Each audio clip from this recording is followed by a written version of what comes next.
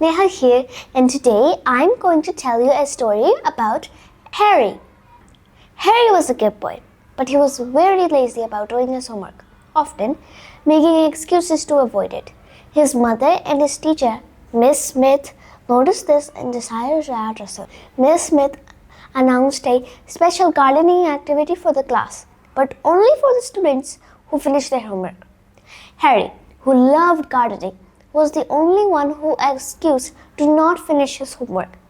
By the next day, Harry did his homework without his teacher or his mother to remind him.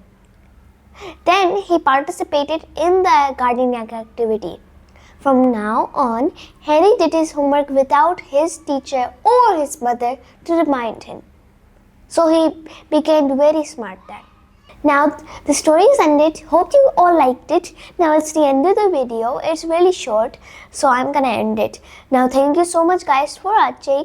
See you on my next video, and please smash that subscribe button and give the video a big thumbs up and share and turn on the notification bells to get notified when I post new videos just like these one. Now thanks for watching. See you on my next video. Bye.